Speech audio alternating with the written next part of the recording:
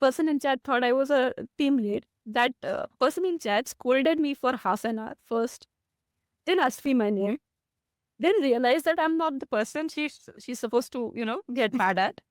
And then she shouted at me for 15 more minutes saying that why didn't you stop me earlier? You wasted half an hour of my time. And by the end of that, my senior just looked at me and he's like, welcome to cybersecurity.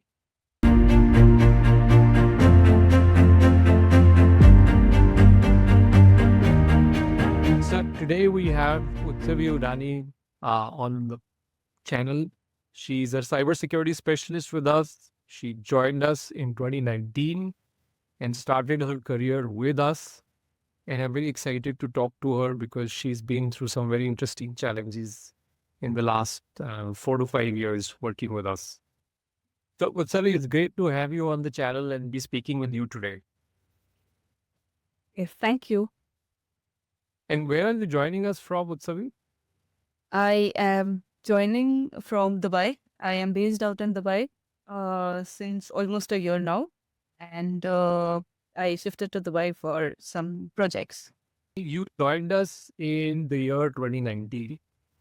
Yes. And I see that you completed a 6-month training program with Institute or IIS, the Institute of Information Security.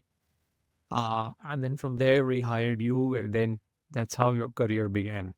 But very interestingly, I have learned that before that, you were actually a commerce graduate and you were Yes. prepared for becoming a chartered accountant.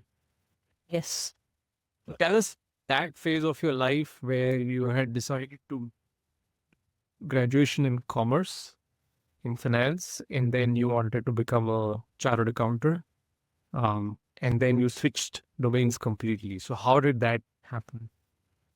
Yeah. So the thing was, so as a student, I was a little clueless as to what to do. And I have a lot of family members who are in finance or CAs. And in fact, my own father, he's from business. So we come from a family of commerce, completely commerce. There's absolutely like no one who's in science. And obviously, I had no inclination towards science. And also, I was not really good at it. So then I pursued commerce because that was the go-to choice as per my family, as per, from my interest perspective also. And when I was doing before my graduation, actually, I actually scored really good marks in commerce and economics, and some of the top marks are marks of my college. So then it was an obvious choice to go with commerce and chartered accountancy. So then I started pursuing CA. I cleared my foundation in the very first attempt, and that was like a green signal to me. So I said, okay, I'll become a CA, and that's where I started my journey. And for the very first time in my life, after clearing my foundation and after going to the second step, which was inter IPCC, also known as, that was the very first time in my life where I failed. Okay, and before that, I have never failed as a student. So that was one big shocker for me and my family, because I was always an above 80% student, a bit above average student. So that's where I went. And I said, okay, first try. Nobody cares. Very few people see it. And the passing percentage. It's really tough. Yeah. And the passing percentage was approximately 8% worldwide. So I was like, okay, no problem. I'm not part of that 8%. So I went to the second attempt where I failed again and more miserably than the first attempt. Oh. So then between second attempt and third attempt, there were a lot of cyber attacks happening on the ATMs specifically. So at that point, C Institute had made it mandatory for us to go through some cyber trainings. And along with that, there were some trainings which are actually mandatory for any student appearing for inter or has cleared inter. So we were going through those trainings which were mandatory. And, one such day came in where we did not have laptops, that they were teaching us Tally and Excel at an advanced level. So we didn't have laptops or we didn't have systems. And we had someone come in from US as a ethical hacker. And that person came in. That person gave us a lot of good things to learn about cybersecurity. They showed us real-time attacks. They showed us brute force attacks. They showed how it can be defended, and it used to look all good because I remember specifically because this person had bought in a MacBook, and that person was using Windows and Kali Linux, which was very very new and novel to us because as a CS student you don't see that every day, and that was a very ethical hacker type of situation. So that is something that attracted me. And then eventually I started just playing around with our local apps. Like WhatsApp was very new at that point, so at that time WhatsApp was not as secure as it is today. So and we used to break in WhatsApp like anything. So that was something that I realized, okay, I'm good at it. And I didn't know that this field exists as a profession. And that's where this training gave me the idea, okay, this field also exists. And by the third attempt I gave, and I was like, okay, if this attempt I don't clear, I'll give one more attempt till my graduation. I was doing graduation in BCom at the same time. And if I don't clear by my graduation, I'm switching to cybersec. My family was really, really horrified at my decision. They were not really sure. They were like, you'll become a criminal. Because of course nobody knew that it's a profession. I was like, I don't care, I'm doing it. And that's how I transitioned to cybersecurity. At that point, I found it very, sad that I was failing CA. But today I'm thankful that I failed CS so many times that I could, get this direction, and this is where I see myself. So tell me, when you were doing this course and you're coming from a finance and commerce and economics background, and then you have to learn port numbers and, SQL injection and map, it must have been very difficult for you, right? It was difficult. It was difficult, definitely, but it was more difficult for my trainers, I would say, because they used to say things and I used to just stare at them with a big question mark on my face, and then they used to be like, "Okay, I'll need to dive deep a little more." And then and there was a point I remember very specifically when we were learning about subnets, IP subnets. And I was like, what are you calculating and how are you calculating? They were like, we're calculating bits. And I'm like, what is bits? And then at one point, the trainer just looked at me like this and he's like, okay, have you done engineering? I was like, no, I've not done engineering. I come from commerce. He's like, okay, so I know I have to work very hard on it. And that was one point where I was like, thank you. And because they worked really hard with me, I used to actually go to classes half an hour before, or I used to wait half an hour later so that I could cover the basics, which people cover in engineering, because I was missing that. And that's how I learned from what are bits to how to calculate bits to then, where I am today. I was recently visiting our Saudi Arabia office in Riyadh, and I was introduced to somebody who's joined there, and he's also doing pretty well, who actually is a qualified dentist. Oh, His, wow. his career of dentistry, very early on, like 1 or 2 years into his practice, he decided this was not what he wanted to do, and he switched over to cybersecurity. So you are quite an inspiration for people who don't have a technical college background or haven't done graduation, computer engineering or computer science, that you were able to adapt so well. And so then you finished this course in 2019, and obviously you must have scored well and done well because then we hired you. And Yes. your first few months and first year or two of working in an actual company and doing actual hacking projects, how was that experience?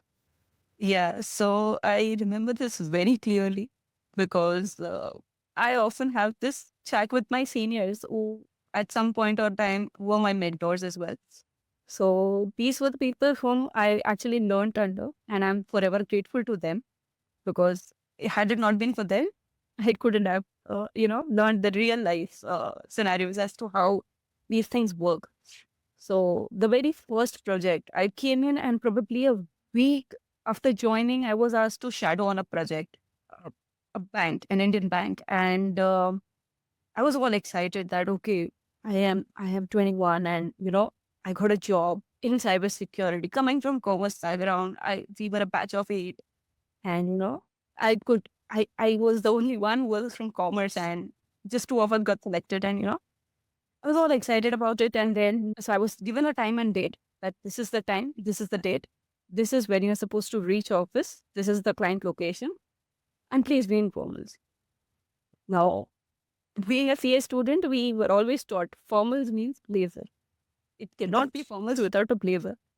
So I went in blazer, and the senior that I was actually shadowing, he was in normal Indian formals, not blazer formals. So then I was like, okay, fine, no problem.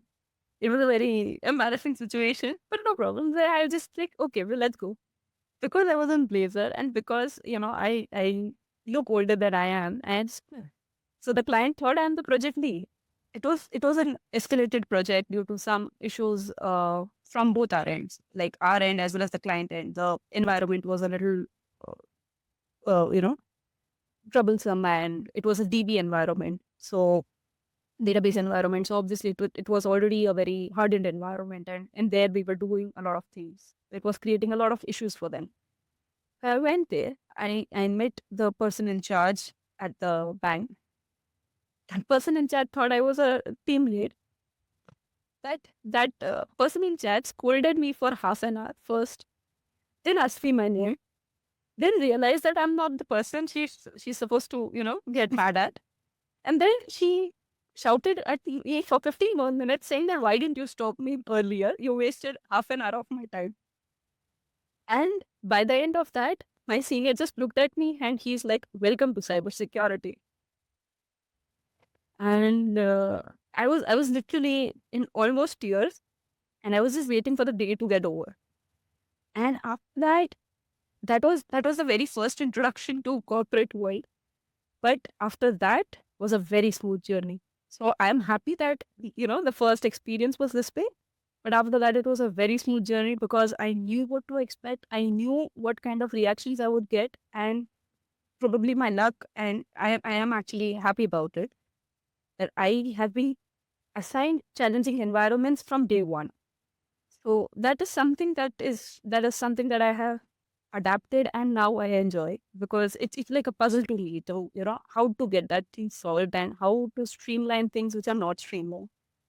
So yeah, this has been how I started my career, and after that, yeah, it's been a great journey. That's pretty cool.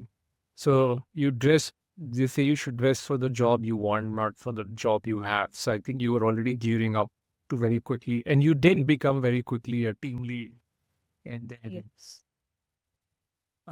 senior consultant with us, right? So tell us a little bit about some key milestones along the way. What got you to Dubai?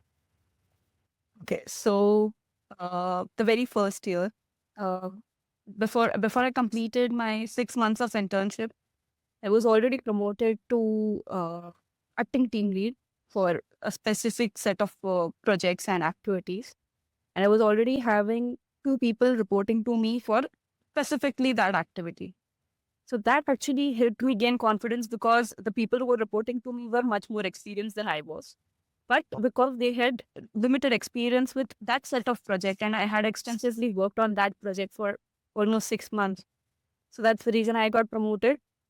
And they were really good people, and they were really supportive. And they used to actually be really nice people who would, actually guide you if you went wrong. So that is one thing that gave me a lot of confidence as to, okay, what I'm doing is correct, and what I'm doing is, I'm not going in the wrong direction. After that, I completed my internship. I was promoted to a property team lead, and then I had more people under me. And before I completed a year, I was already promoted to an analyst, and I was already having 4 interns under me whom I was training. And unfortunately, for me, all of those were engineers. So the questions they used to bring me to, I used to actually, be like, okay, just hold on for a minute. Let me go and research. I'll come back to you. But eventually, that situation improved. But yeah, that was nice learning experience, and so that's how I transitioned. And since I was working with all difficult projects and all the demanding clients, eventually from Indian projects I was switched over to international projects. uh, my team leads actually liked the way I was handling the projects, and they thought that okay, you can be promoted to a team lead for a project. I was like, okay, thank you. And then eventually, I was given international projects to work on and lead on. There are a couple of projects in Middle East which were specifically very, very challenging. And I was actually sent on site to a lot of these places. And then I was asked to, get things done, get things sorted and streamline things or initiate things and, set the groundwork and then come back. And then, we'll send out a team. So this is something I have been doing since almost 1.5 years, probably even 2 years. I 2 years back I was in Dubai for a project. Then after that I was in Qatar for some projects. Then in between I was working remotely for a lot of other projects like from Saudi and US, Singapore, Canada. So we had some projects here and there, and I think those projects really helped because feedbacks from those projects also came in. There were many Yes. projects which were escalated as well, right? Those I used to be usually pulled in after an escalation happened. So, and then I used to go on site. And then one such project that comes to my mind is a Qatar based project where things were just not working out.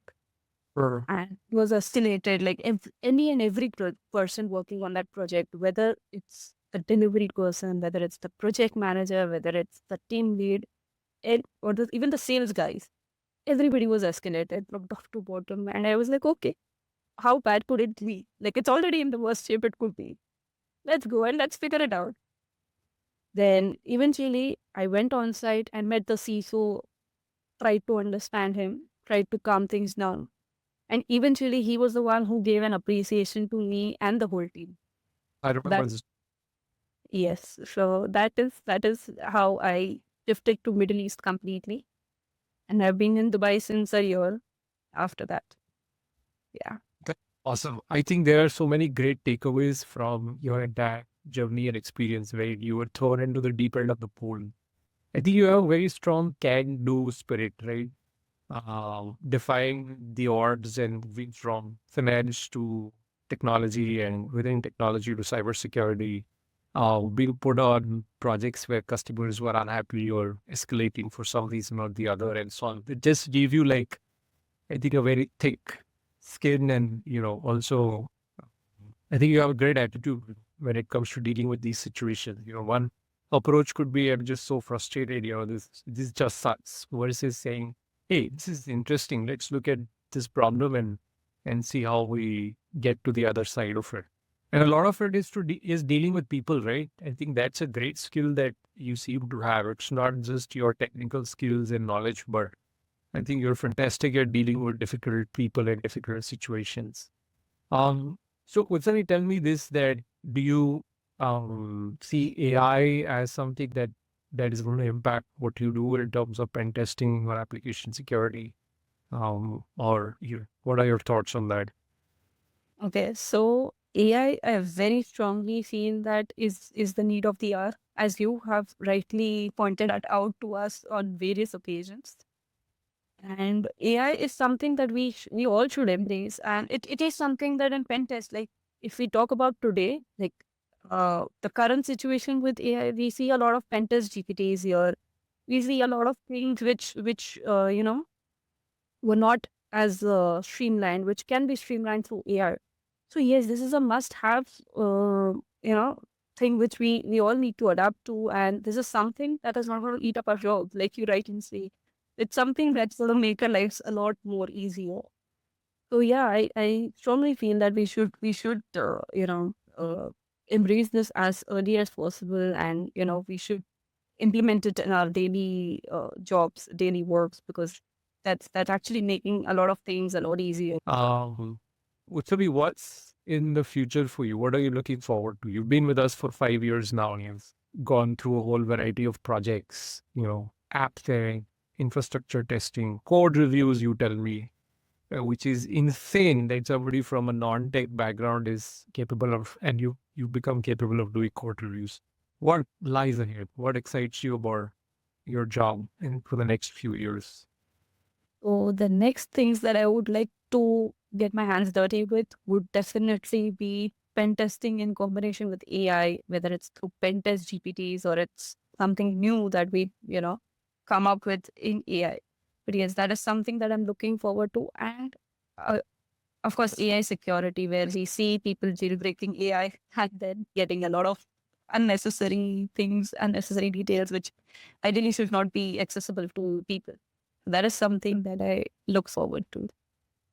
And the client where you are, they're extremely forward in terms of digital transformation and Yeah. technology. They are actually building out their own infrastructure to host LLMs internally, etc., etc. So, there is huge scope for learning and for growth with that bank. So, wish you all the best, Utsavi. Any parting thoughts, any feedback you have for me as the CEO of the company, anything that we should be doing differently, um, feel free to share. This is your state.